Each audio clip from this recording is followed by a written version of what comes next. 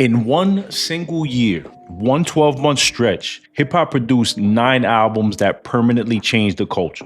Not 9 good albums, 9 albums that altered what rap music could even be. Lyrically, sonically, politically, narratively. That year was 1988. And if you don't know this era the way you should, I promise that by the end of this video, you will hear modern rap different. Class of 88, come to the front. Meet me on the other side. I am Broadway, the lyricist, homie, just let me do my thing. What does it sound like when a rap group decides to go to war with the entire American media establishment?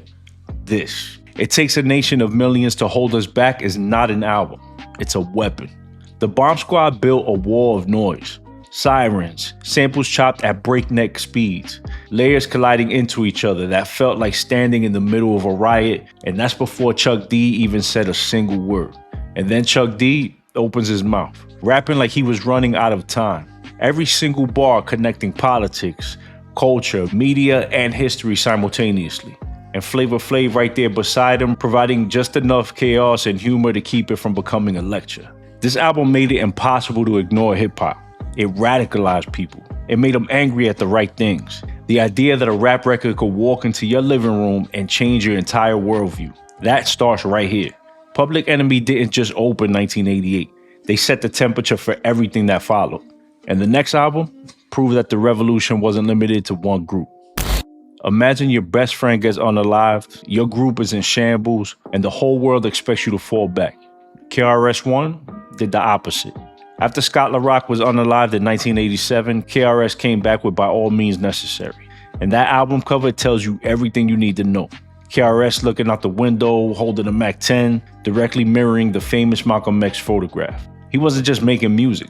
He was positioning hip-hop as a direct continuation of black resistance. Same energy as Public Enemy, different frequency. Where Chuck D was like a battering ram, loud, overwhelming, relentless, KRS was a surgeon, precise, deliberate. My philosophy, I'm still #1, stop the violence, teaching and threatening you at the same time. That combination of intellectual depth and raw street energy is a blueprint artists are still chasing today. BDP proved that the political weight Public Enemy introduced wasn't a one-group thing. It was a movement. But the movement in 1988 wasn't just political, because KRS was redefining what rap could say. One man in particular was redefining what rap could do. Think about the best rapper alive right now. Whoever just came to mind, they studied this man. We all trace back to the same place. Rakim dropped Follow the Leader in 1988 and created a new technical standard for what lyricism even means. Internal rhyme schemes, breath control, cadence, syllable placement. He was doing things on the mic that had no precedent. He wasn't rapping at you. He was rapping around you. Like the bars were coming from different directions at the same time. The title track alone should be studied in classrooms. Rakim wasn't writing verses. He was engineering them. Every line load-bearing, nothing wasted. And Eric B underneath them, sampling James Brown with surgical precision, giving Rakim exactly the foundation his style demanded. Before Follow the Leader, you could be a great rapper. After it, you had to be a craftsman. The bar was now set, and somebody was already sharpening his sword to meet it. 2 rappers, both operating at the absolute ceiling of what a human being could do on a microphone. Hip-hop has never seen that again. Long Live the Kane is one of the most purely skilled rap albums ever recorded.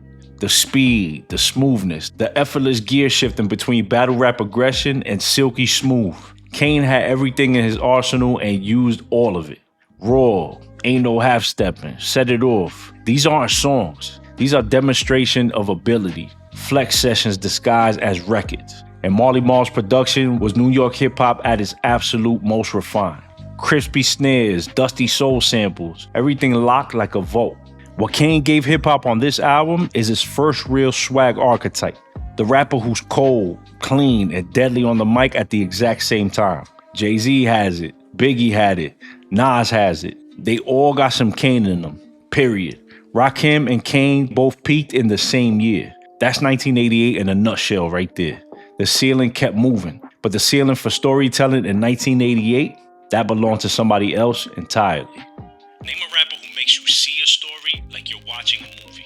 There's a reason the same names keep coming up. And it all goes back to this album right here. The Great Adventures of Slick Rick is where hip-hop storytelling found its ceiling. Children's story, teenage love, la-di-da-di. Rick wasn't rapping so much as performing. Full characters, real dialogue, scene setting, narrative tension, punchline endings, short films, and verse form. And what made it work wasn't just the storytelling instinct, it was the specificity. Rick didn't just tell you what happened. He told you what the room looked like, what the person was wearing, the exact moment the situation turned. You weren't listening to a rap song, you were there. That British, Caribbean accent, the eye patch, the jewel-draped confidence. Rick was a character as much as he was a rapper. And that persona made every story feel cinematic before hip-hop and cinema even knew they were related. Every rapper who ever wrote a verse with a real beginning, middle, and end owes something to what Slick Rick did on this album. Now, if Rick was the storytelling peak of '88, what came next was the sonic peak. And these two might be the same height. Most people credit the sound of 90s boom bap to producers from New York City. What they forget is that the formula, the blueprint, came from two dudes on Long Island who figured out something nobody else had. Strictly Business built entire tracks around the single funk loop, and instead of chopping it to death, Eric and Paris just wrote it. Locked in, unhurried, completely hypnotic. That approach, letting the groove breathe, trusting the pocket, not overproducing, became the direct foundation for Pete Rock, Large Pro, and even the sound underneath early Nas records. And that rapping matched the production perfectly. Laid back, confident, not trying to prove anything. EPMD didn't sound like they were competing. They sounded like they'd already won. Strictly Business is one of the most slept on essentials in this entire conversation. And the proof of its influence is everywhere in the decade that followed. But 1988 wasn't just building new sounds. It was tearing down old walls. And the next person on this list did more wall tearing in one album than most artists do in an entire career. Same year, Brooklyn, 19 years old. First solo album in hip-hop history by a female MC. And she ain't come asking for a seat at the table. She flipped the table over. Light as a Rock hit different from the jump. Paper Thin is one of the coldest, most controlled diss tracks of the entire decade. Delivered with this calm, deliberate authority that made it hit harder than even if she'd been screaming. No theatrics, no performance, just absolute ice from a teenager who moved like a vet. What MC Lyte proved in 1988 is that hip-hop's creative explosion didn't belong to one gender, one borough, or one lane. She expanded who got to hold the mic with authority, who got to be taken seriously as an MC, who the culture belonged to. That's not a footnote in history in 1988. It's a cornerstone. And speaking of people who refuse to follow the existing rules, the next artist on this list wasn't just breaking the mold, he was rapping from a completely different dimension. Every era of hip-hop has that one artist who sounded like they time traveled from somewhere else. In 1988, that was Kool Keith. And he was so far ahead that most people still haven't caught up. Critical Beatdown is one of the most strangest, most forward-thinking albums in hip-hop history. Keith was rapping with a fractured logic, abstract imagery, rhyme patterns that followed no existing rules. He wasn't competing with the best rapper on the block. He wasn't even on the same block. He was operating on a completely different frequency. Like he intercepted a signal that nobody else could hear. Said G's production underneath was just as off-kilter.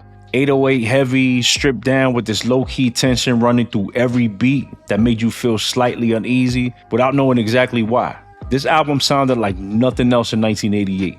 And honestly, it still doesn't sound like much that came after it. Kool Keith invented avant-garde rap before anyone had language for the concept. He was abstract before abstract was a genre. 9 albums in '88, political revolution, technical mastery, cinematic storytelling, sonic blueprints, representation, pure experimental weirdness. You think we're done? We're not done. The FBI sent a formal letter to this rap group. Think about what you have to put on a record for that to happen. 5 dudes from Compton, California released Straight Outta Compton and introduced the world to a perspective on black life in America that mainstream had been deliberately, strategically ignoring. South Central, the LAPD, the daily reality of a neighborhood that didn't exist on the map of mainstream culture until this album burned the map and drew a new one. People still wanted to make it about the profanity, fine. What they're missing is the craft. Ice Cube was one of the greatest narrative writers hip-hop has ever produced. Specificity, tension, consequence. Every verse painted a picture so vivid you could see it. That's not just rap. That was literature wearing a Raider fitted. And Dre's production was doing something entirely different from anything happening on the East Coast. West Coast bounce, harder 808s, a sound with its own gravity. Hip-hop had always been New York. After this album, it wasn't just New York anymore. Straight Outta Compton didn't add an album to the culture, it added an entire wing. And with that, 1988 was complete. Here's what I want you to sit with. Everything we just talked about, PE declaring war on the establishment, krs-one channeling Malcolm X, Rakim engineering lyricism into a science, Kane matching them bar for bar, Slick Rick turning verses into short films, EPMD laying the foundation for an entire decade of production, MC Lyte kicking the door open for everyone who came after her, Kool rapping from another dimension, and N.W.A making the FBI nervous. All of that happened in 12 months. Not 12 years, not across a whole decade, 12 months. This is a culture detonating. Every ounce of creative energy that had been building since the Bronx in '73 finally went critical all at once in 1988. That's where hip-hop leveled up across the board. And every era since has been reaching for that same ceiling. But now, I want to hear from you. Do you agree with my list? Be sure to drop your favorite albums from '88 in the comments. If you enjoyed this video, be sure to hit that like button and click that bell icon so you guys get notified whenever I upload new content. And if you want more decades in hip-hop style videos, be sure to check out my Essential Hip-Hop Albums of 1992 video. Thank you so much for watching. I truly appreciate y'all. See you on the next one. Peace.